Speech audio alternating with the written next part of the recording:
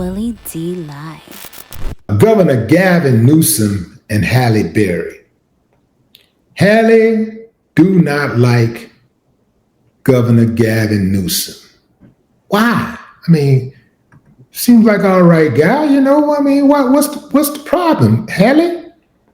Well, Halle, she went scorched earth on Gavin Newsom during Wednesday's New York Times Deal Book Summit, calling out the California governor for vetoing a menopause bill while also crapping on his aspirations to potentially become the next president.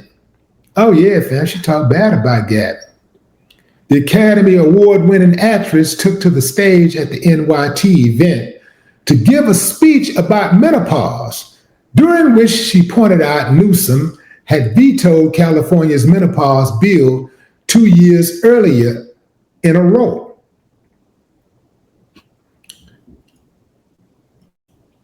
Halle did not hold back, fam. She told the packed crowd, that's okay, because he's not going to be governor forever.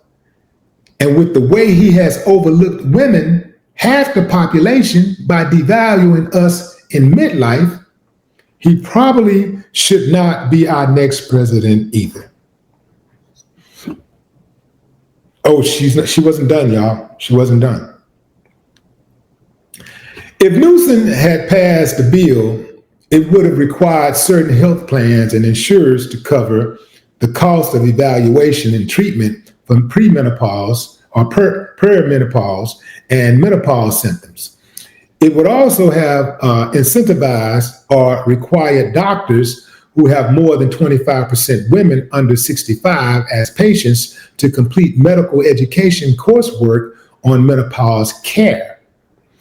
After Halle finished her speech, it just so happened Newsom was the next guest speaker to appear on stage with host Andrew Ross Sorkin, who interviewed the governor about the charges the Democratic Party needs, the changes the Democratic Party needs to make after losing the 2024 presidential election. During the Q&A, Newsom never addressed Halle's critique of him, but his spokesperson, Izzy Gordon, later issued a statement to TMZ saying the governor deeply admires Halle's advocacy and looks forward to working with her on this critical issue because he shares her goal of expanding access to menopause care. Gordon also said that Newsom vetoed the bill because it would have unintentionally raised healthcare costs for millions of working women and working families already stretched thin. Let's take that a little further. Let's go a little further with that. Okay, so here's Governor Newsom's administration stance. The spokesperson, who I just mentioned, for Newsom, stated he shares her goal of expanding access to menopause care and has deep admiration for Ms. Berry's advocacy. Here's the reason for the veto. According to Newsom's office, the bill was vetoed because the concerns it would have unintentionally raised healthcare costs for women. Specific concerns include the veto message cited the bill's expansive coverage mandate in conjunction with a prohibition or utilization management as being too far-reaching. Future plans. Newsom's office has indicated a willingness to work with the stakeholders to find a better solution and has directed his administration to explore additional policy changes for next year's budget process.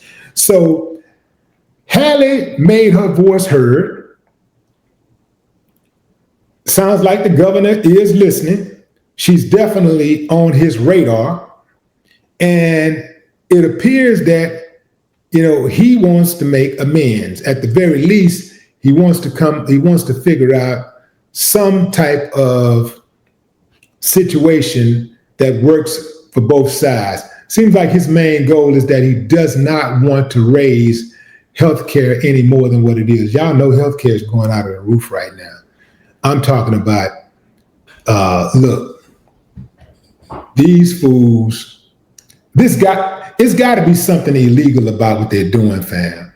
I mean, how do you raise healthcare premiums by 3 times?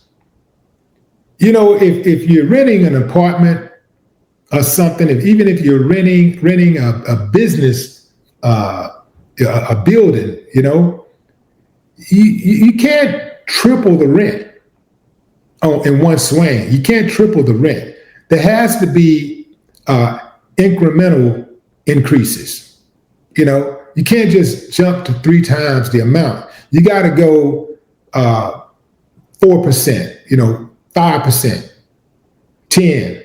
I think 15% max in most places that you can just go up on the rent. You can't do that. But these insurance companies have been able to get away with this. And why are they getting away with it? Because you have uncivilized mutt people in Congress. That's right, I said it. Uncivilized mutt congressmen and women selling us out on a daily basis. They're selling us out on a daily basis. Uncivilized mutt congressmen and women selling us out on a daily basis. And they use these slimy snake oil salesman lobbyists to achieve their goals. So it used to be these Congress members would be getting popped left and right for stealing and taking money under the table. They was getting popped left and right. And they came together and they say, look, man, we got to figure out a way to get this money and not go to jail. We got to figure out a way to get this money and not get prosecuted. Well, what can we do? Oh, man. Damn, I mean, we're the lawmakers. We'll just make it a law that we can take money. But we're not going to be able to do it direct. The American people will never go for that. We're not going to be able to do it directly. How can we get away with it? We'll make the middleman, we'll call the middleman lobbyist. We'll give them a nice name, you know, like lobbyist, so that it sounds, professional and progressive. Lobbyist, because it sounds like somebody who's helping, right? Lobbyist, lobbying for a cause. You're helping something, a cause. So let's call them lobbyists. Somebody else is going to always be opposition, no matter how good and sound the plan is. Off the rip, somebody's going to always oppose. So somebody else probably said, I don't like lobbyists, man. Let's just call them, it's the middleman. They're middleman. Let's just call it what it is. No, you see, man, the middleman you're thinking too small. Sometimes, there's a negative connotation sometimes associated with the middleman. Sometimes when middleman means the guy that's doing something sneaky and slick, he's a middleman, like he's in the way, he's in the middle, he's in the way. Lobbyists, man. They were like, and then somebody else come in and say, you know what?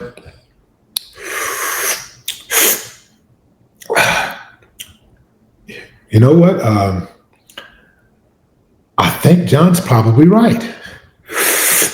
There you go. Oh, they probably, knowing them, they probably not.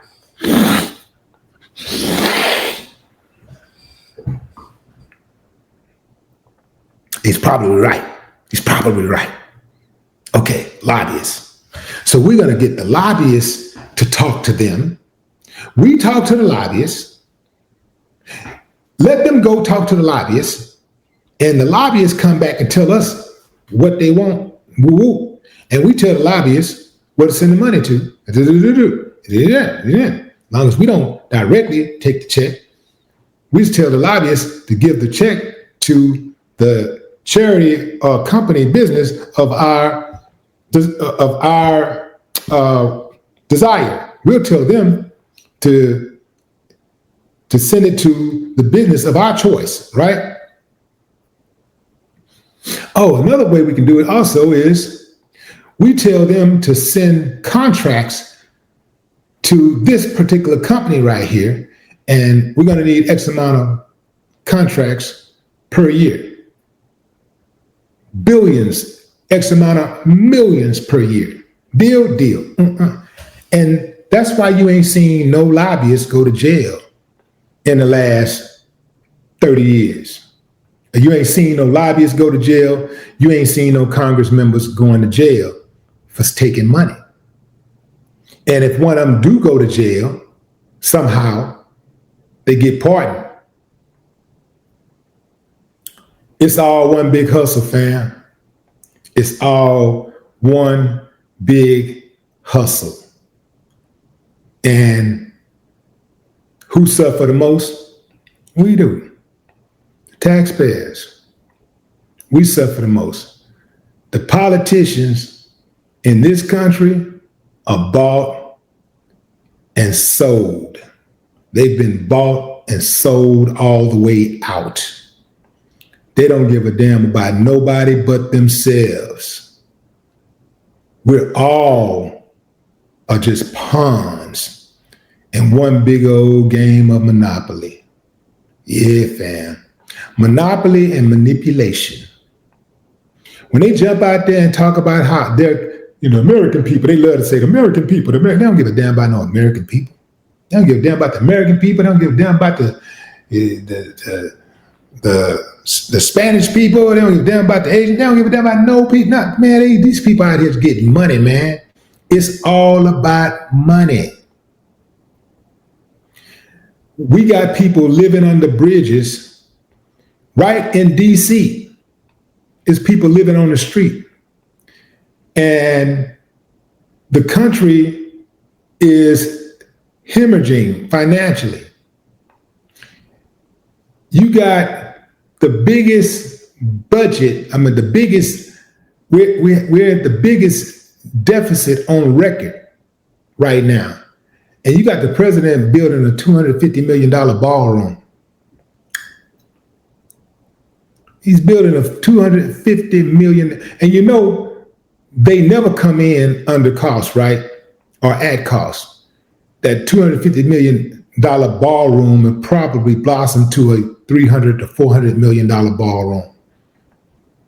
And ain't nobody gonna complain about it. And ain't nobody gonna do nothing about it. Cold game, fam. Cold game.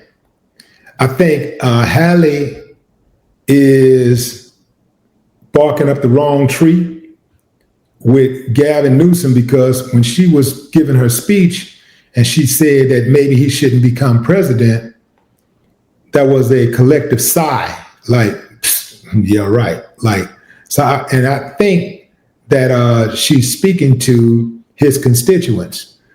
So that's not gonna fly. That's not gonna fly at all. I think that Gavin Newsom is the Democrats' best choice to run in 28. I think he's their best choice because,